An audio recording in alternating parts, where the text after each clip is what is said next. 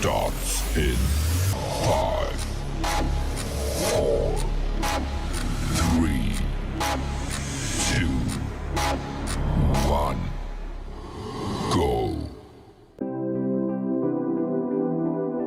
Dan untuk itu kerajaan memutuskan untuk melaksanakan Perintah Kawalan Pergerakan mulai 18 Mac 2020 iaitu lusa hingga 31 Mac 2020 di seluruh negara.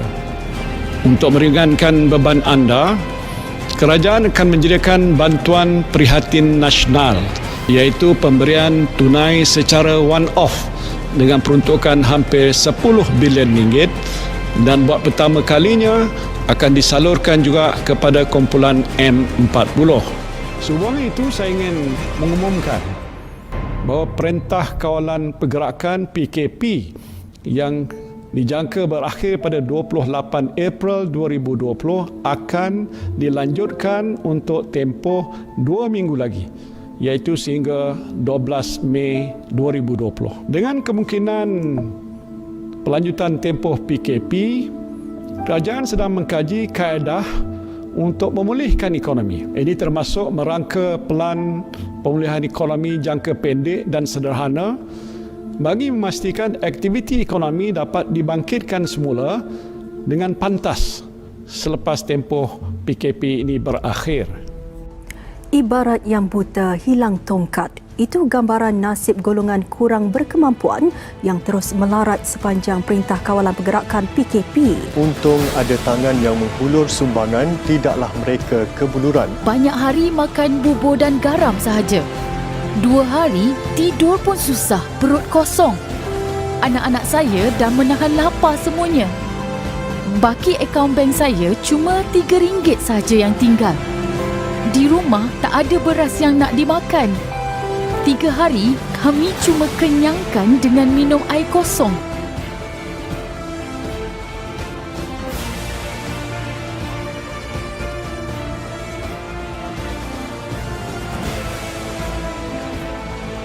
Kerajaan telah memutuskan untuk membuka semula sektor-sektor ekonomi secara berhati-hati dengan menguatkuasakan SOP kesihatan yang ketat.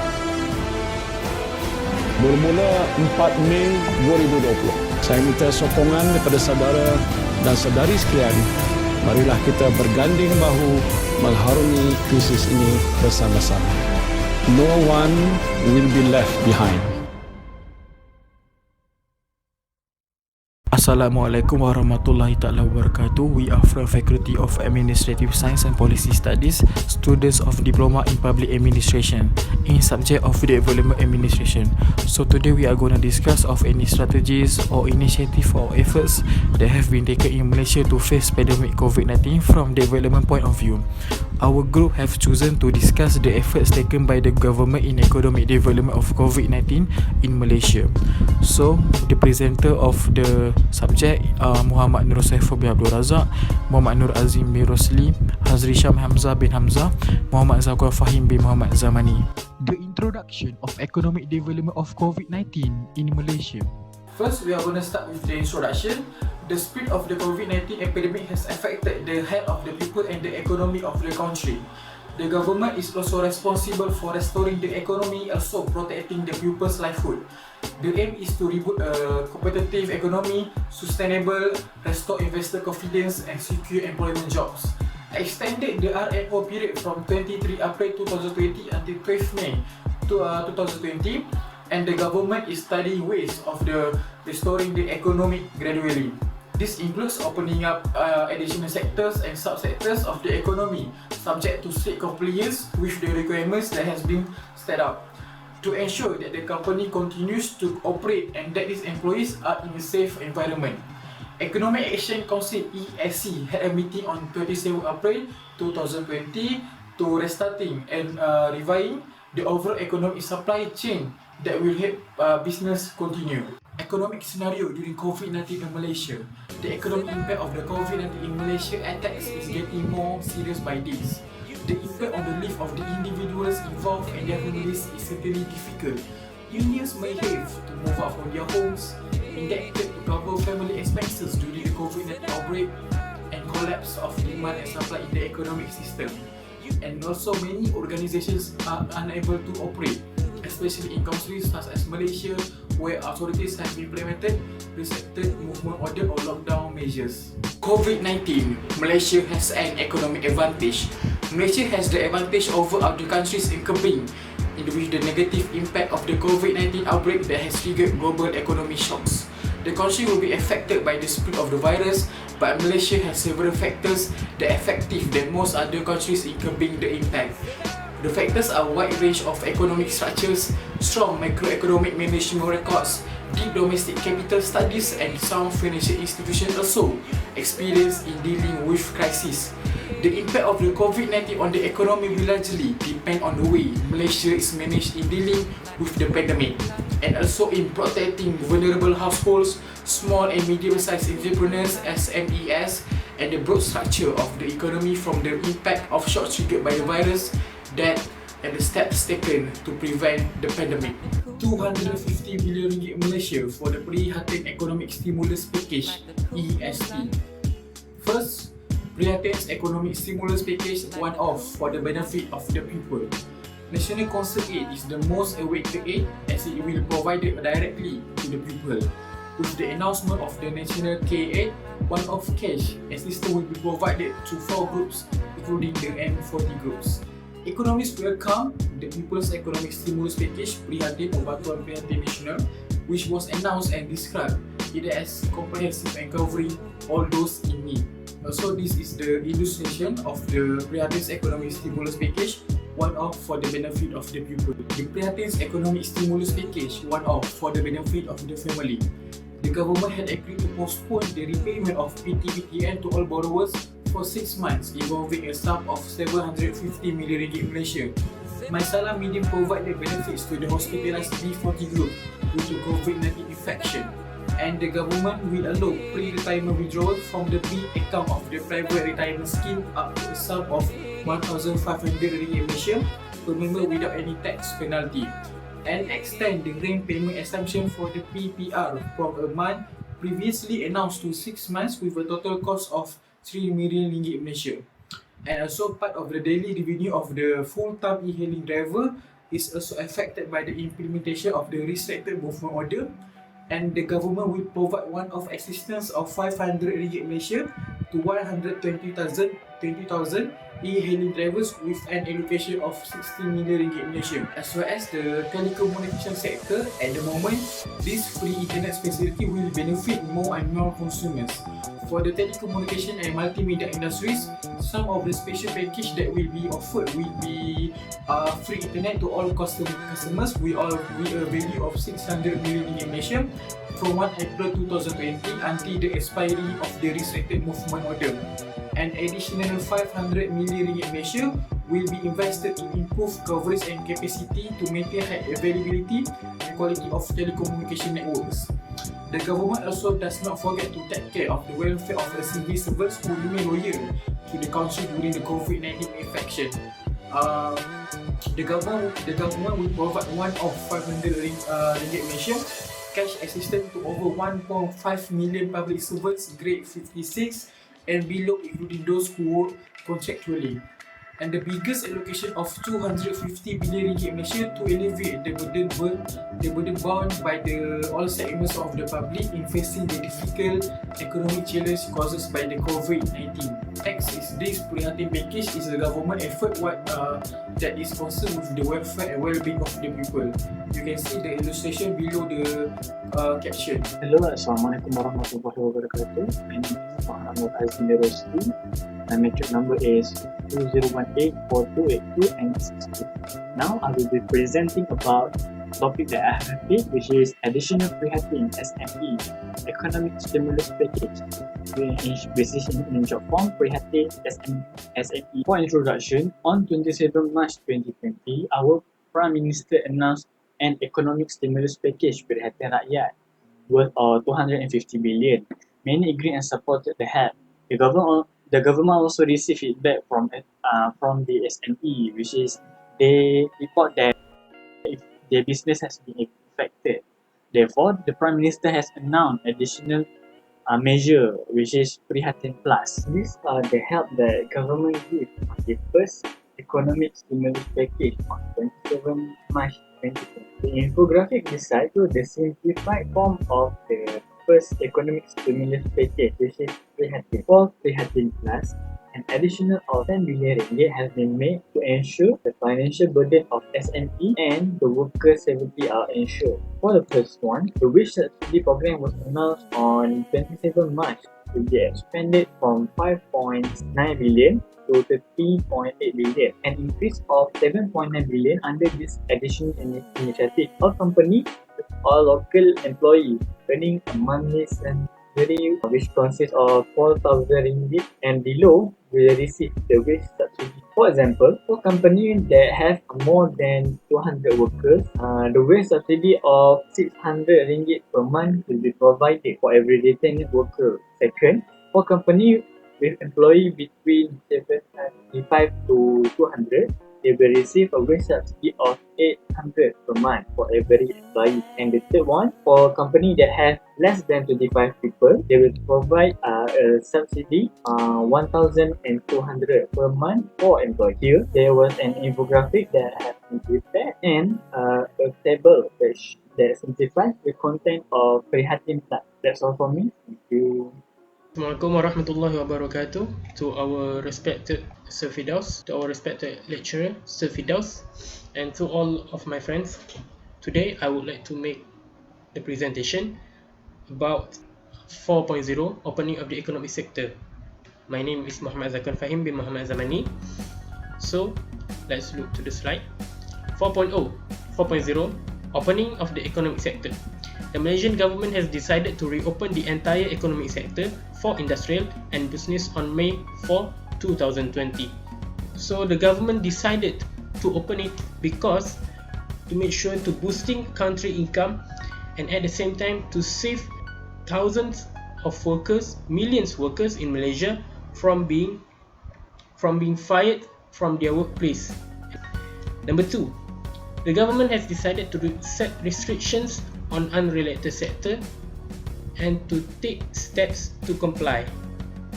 Number 3, the SOP aims to reduce health risks to people, to public and business premises.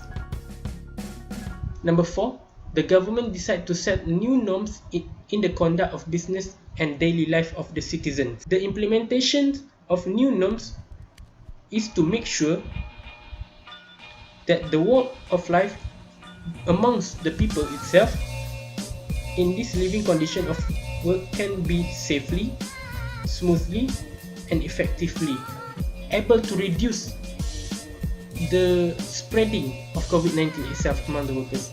4.1, the new norms. So number 1, government decided to establish a distance of 2 meters between individuals, and at the same time the citizens itself need to wear the mask that the people wear can prevent from entering the nose when they are breathing.